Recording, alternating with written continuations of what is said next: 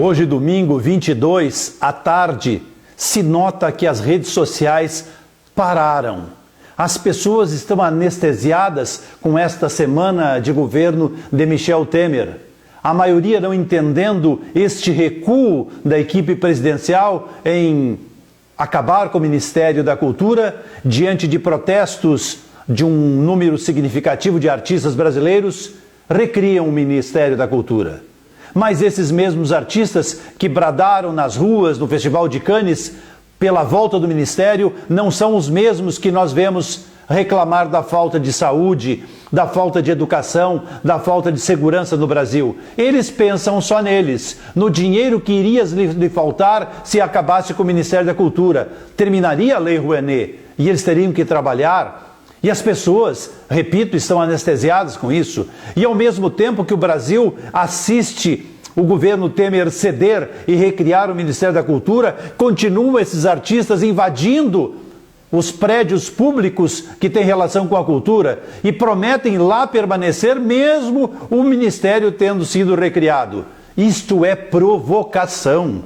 Isto é uma tentativa de tirar a febre até que ponto o governo Temer vai aguentar a pressão dos egressos do PT e dos egressos do governo Dilma. É uma tentativa clara que o pessoal do PT não vai negociar com Temer. Tentará de todas as formas desestabilizar o processo político, o processo democrático no Brasil.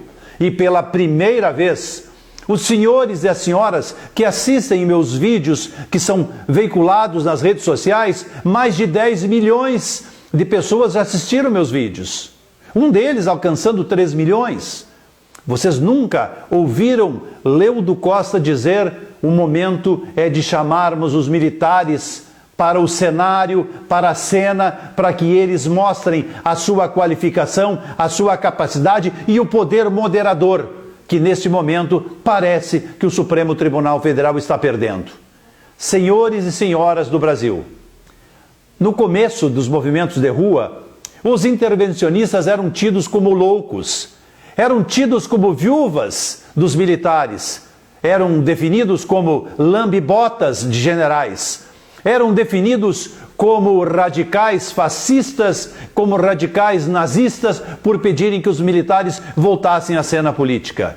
Mas, meus amigos, diante do comportamento dos petistas, que não querem entender que nós temos democracia, que nós temos Congresso, que nós temos o Poder Judiciário e que querem afrontar as instituições perfeitamente funcionando no país, como dizem os próprios militares, essas pessoas estão desafiando não os políticos, não as instituições, estão desafiando a própria democracia. Eles querem, nesse momento, testar para ver se os militares saem da caserna e os enfrentam, para criarem vítimas, para conseguirem um discurso de intervenção e para tentar legitimar o discurso de golpe no Brasil. Vamos separar uma coisa. O que aconteceu com Dilma foi um afastamento constitucional, com base na Constituição e muito mais. O Supremo Tribunal Federal ditou as normas como esse afastamento deveria ocorrer. Portanto, o mundo inteiro democrático reconhece democracia, correção e, acima de tudo, um sistema correto, formado pelo Senado da República e pelo Congresso Nacional e pelo Poder Judiciário. Ou seja, Dilma foi afastada corretamente. Agora, enfrentar os militares, provocar os militares como o PT está fazendo, porque tirar uma resolução e dizer que estão arrependidos de não terem alterado o currículo das academias militares, que os militares teriam que ser mais nacionalistas nesses 13 anos e só poderiam ter sido promovidos os militares que leiam na cartilha do PT, aqueles militares que fizessem o que o PT desejasse. E que os jornalistas também teriam de ser calados porque não fizeram o discurso do PT. Isto é uma clara demonstração que esta gente do PT, que está invadindo prédios públicos e que está saindo para as ruas, não tem compromisso nenhum com a democracia. E quem não respeita a democracia tem que se fazer cumprir a Constituição. E a Constituição é muito clara. Quem afrontar a democracia sofre os rigores da lei. E os que ultrapassarem esse limite entre democracia e rigores da lei estarão passando para um movimento de luta ideológica, de luta armada, de até subversão das leis vigentes no país. E para eles, tem sim um remédio constitucional. Esse remédio está no 142 da Constituição brasileira.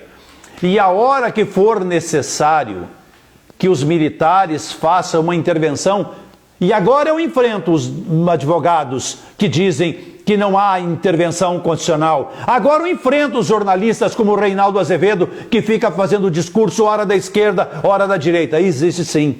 Nós temos uma Constituição e nela nós temos os guardiões da Constituição, que são o Congresso Nacional, o Poder Judiciário e as Forças Armadas. Órgão de Estado,